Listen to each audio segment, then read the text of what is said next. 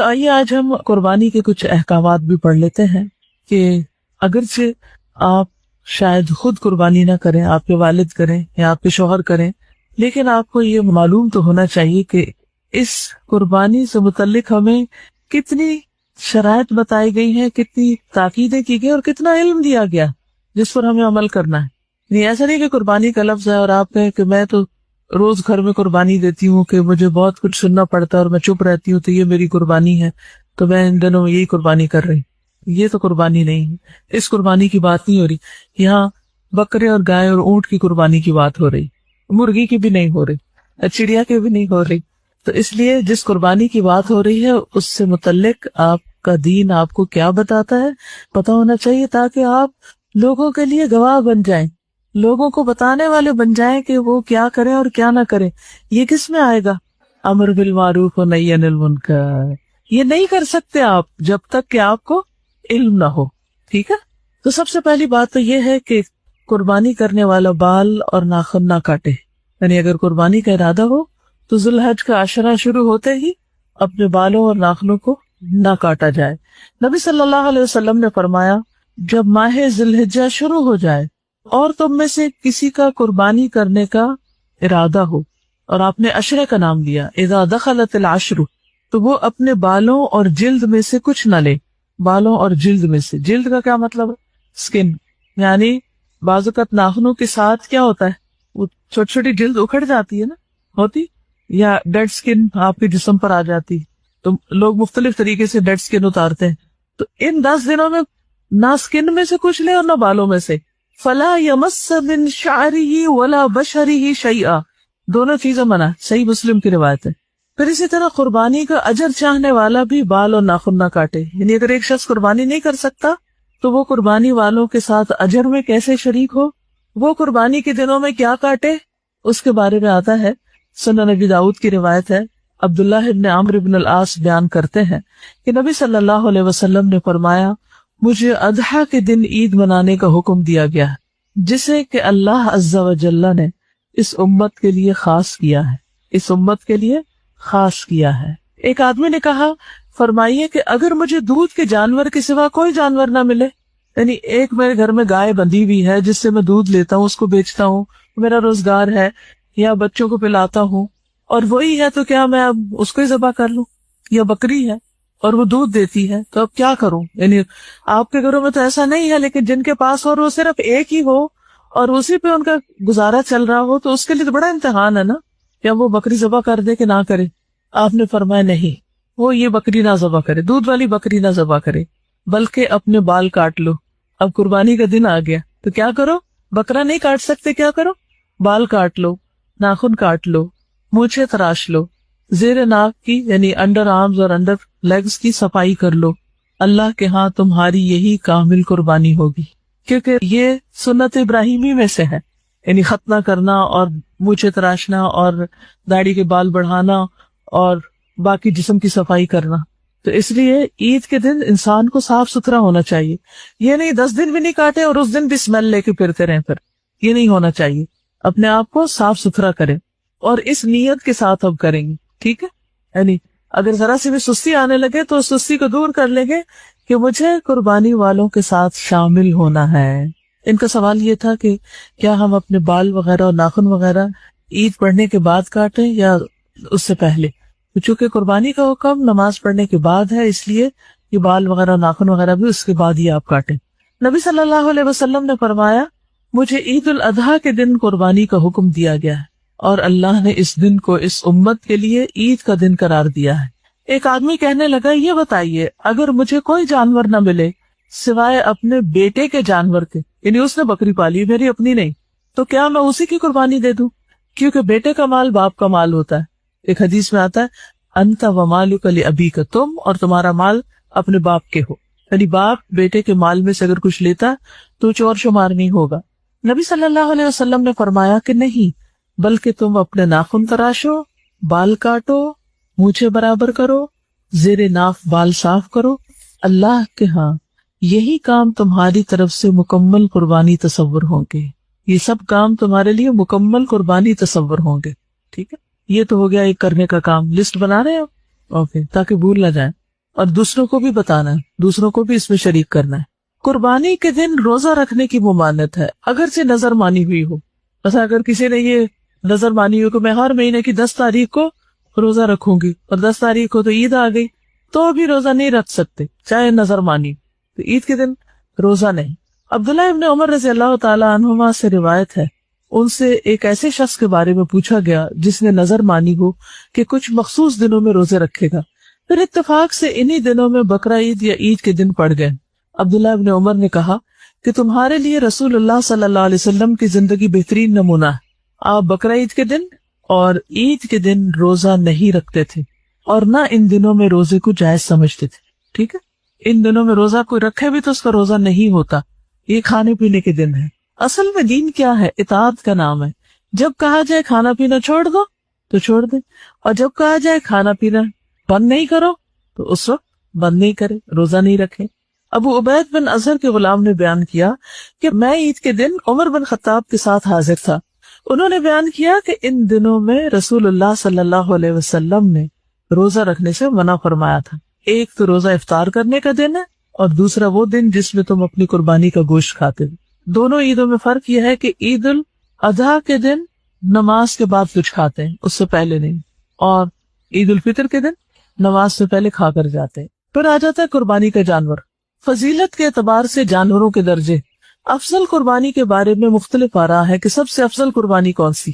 جمہور کے نزدیک یعنی میجورٹی کے نزدیک سب سے افضل اونٹ، پھر گائے، پھر مینڈھا، پھر بکری، کیونکہ جس جانور میں سب سے زیادہ فقراء اور مساکین کا فائدہ ہے یقیناً وہی زیادہ بہتر اور افضل ہے۔ اور اس حدیث سے بھی یہی پتہ چلتا ہے کہ اونٹ کی قربانی سب سے افضل قربانی ہے۔ رسول اللہ صلی اللہ علیہ وسلم نے فرمایا جب جمعے کا دن ہوتا ہے تو مسجد کے دروازوں میں سے ہر دروازے پر فرشتے ہوتے ہیں جو آنے والوں کی ترتیب کے مطابق نام لکھتے ہیں، اور جب امام ممبر پر بیٹھ جاتا ہے تو ناموں والے صحیفے لپیٹ دیے جاتے ہیں، رجسٹر بند کر دیے جاتے ہیں اور فرشتے بھی آ کر خطبہ سننے لگتے ہیں۔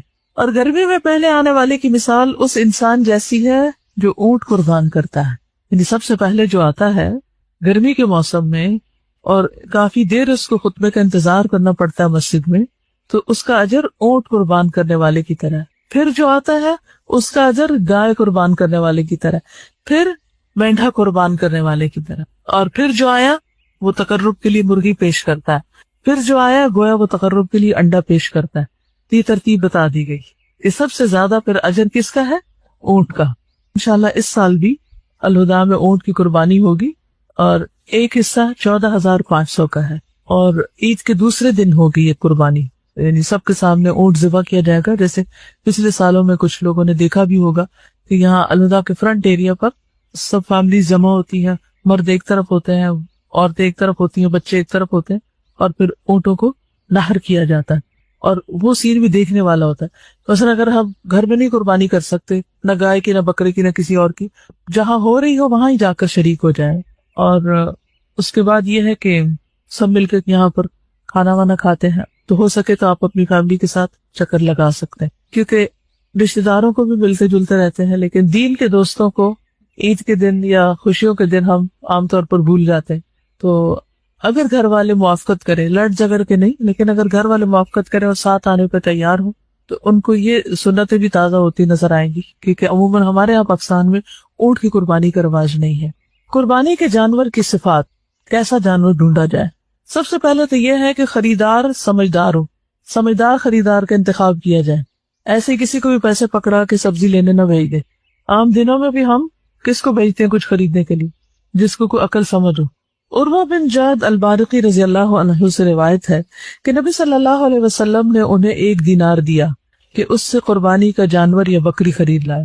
انہوں نے 2 بکریاں خرید لی، پھر ایک کو 1 دینار میں بیچ دیا، پھر وہ نبی صلی اللہ علیہ وسلم کے پاس 1 بکری بھی لے آئے اور دینار بھی لے آئے، یعنی آپ نے کیا کیا؟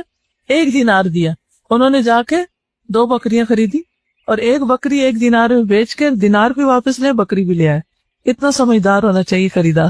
تو آپ نے ان کو تجارت میں برکت کی دعا دی، چنانچہ ان کا حال ایسا ہو گیا کہ وہ مٹی بھی خریدتے تو اس میں نفع ہوتا، نہیں آپ نے خوش ہو کر دعا دی ان کو کہ اللہ تمہارے رزق میں، تمہارے مال میں برکت دے۔ پھر اسی طرح اس کا رنگ کیسا ہو؟ اس کا رنگ تو کوئی بھی ہو سکتا ہے، لیکن رسول اللہ صلی اللہ علیہ وسلم ایسا مینڈھا قربان کیا کرتے تھے جو سینگوں والا، نر یعنی میل، اور جو سیاہی میں دیکھتا، سیاہی میں کھاتا، سیاہی میں چلتا۔ سیاہی میں دیکھتا یعنی اس کی آنکھوں کے آس پاس کا حصہ کالا، سیاہی میں کھاتا یعنی اس کے منہ کا اگلا حصہ کالا، اور سیاہی میں چلتا یعنی اس کی پنڈلیاں کالی۔ تو ایسا بکرا یعنی قریب ترین مشابہت ہے، اگر ایسا مل جائے تو بہت اچھا ہے۔ دیکھیے جیسے یہ ہے حضرت عبداللہ بن عمر والا طریقہ، فرض نہیں، کوئی واجب نہیں، کچھ ایسی سنت موقع نہیں کہ آپ کو ضرور ایسا بکرا ڈھونڈ کے لانا ہے، لیکن ایک سنت ہے جو حضرت عبداللہ بن عمر کی ہوتی تھی۔ وہ کیا کرتے تھے؟ وہ اتباع کرتے تھے ہر چیز میں، چھوٹی چھوٹی چیزوں میں، راستوں میں، سڑک پہ چلتے ہوئے، اٹھنے میں، بیٹھنے میں، ہر چیز میں نبی صلی اللہ علیہ وسلم کو فالو کرتے تھے، اور ایک ایکسپشنل صورت تھی ان کی۔ تو وہ ہوتے تو ایسا ہی خریدتے، ڈھونڈ کے لاتے ایسے۔ لیکن اگر ایسا نہ ملے تو پھر جو بھی ہو۔ ابو ہریرہ سے روایت ہے کہ رسول اللہ صلی اللہ علیہ وسلم نے فرمایا، خاکستری یعنی براؤنش رنگ کا جانور ذبح کرنا اللہ تعالیٰ کو 2 کالے رنگ کے جانور ذبح کرنے سے زیادہ محبوب ہے۔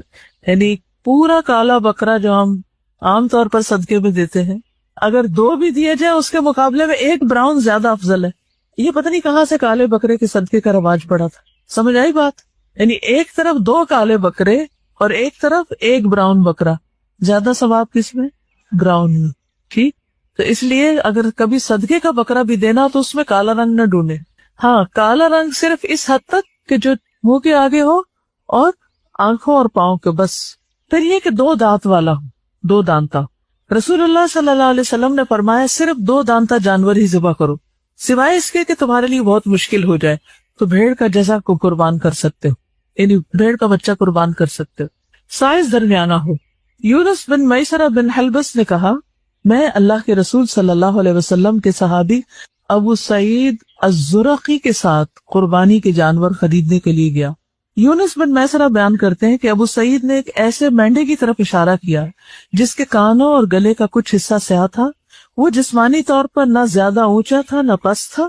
انہوں نے فرمایا میرے لیے یہ خرید لو، گویا انہوں نے اسے رسول اللہ صلی اللہ علیہ وسلم کے مینڈے کے مشابہ قرار دیا کہ اس سے قریب تر ہے۔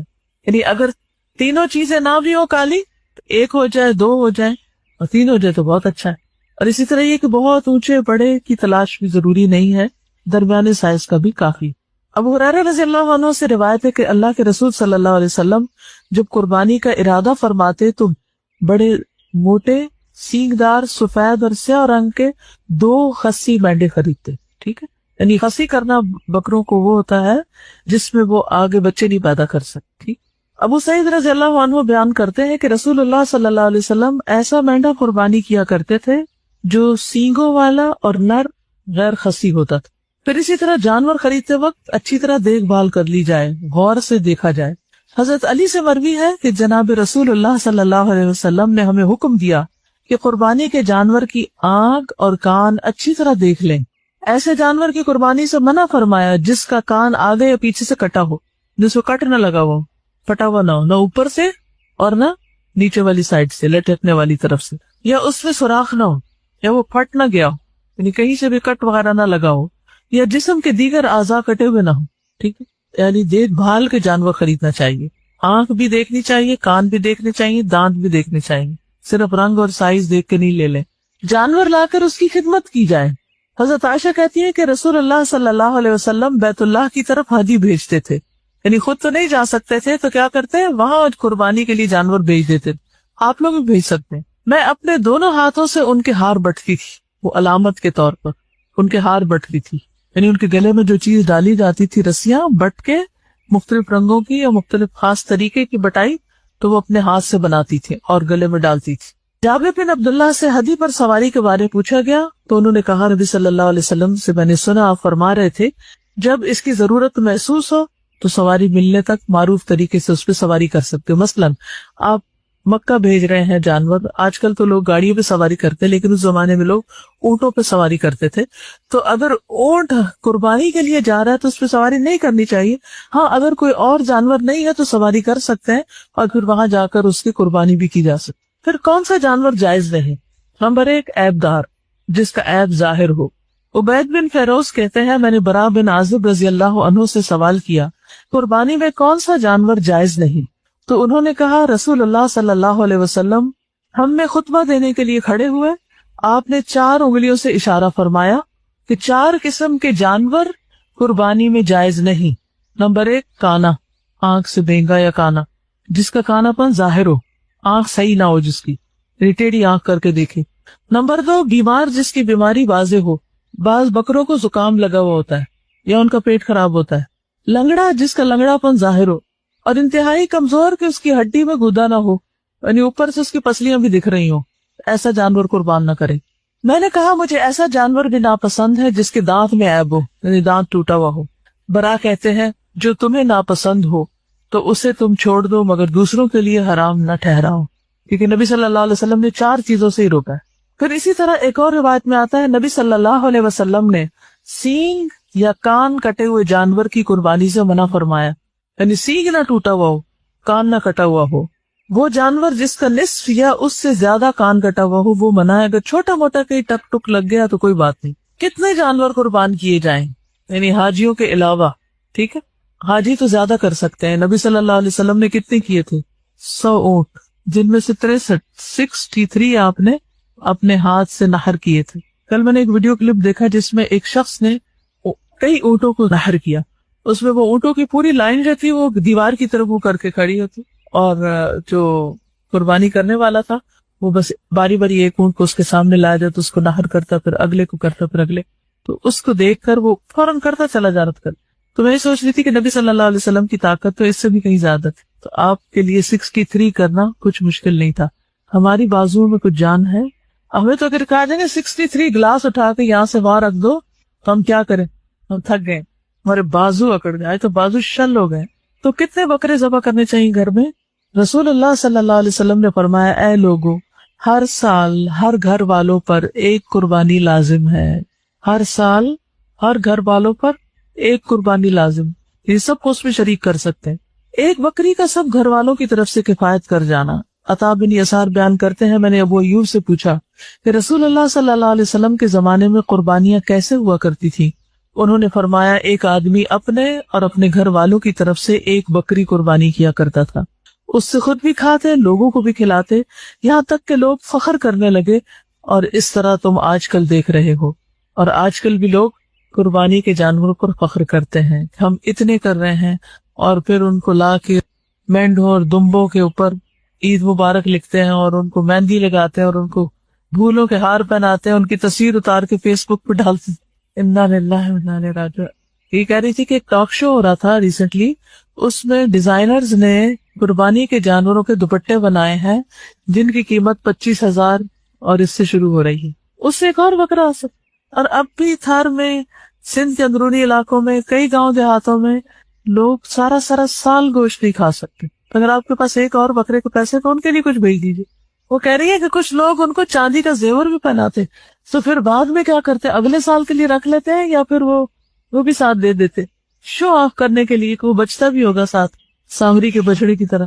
ان کا بس چلے تو سونے کا بچڑا بنا دیں، بنی اسرائیل سے کہیں پیچھے رہیں گے۔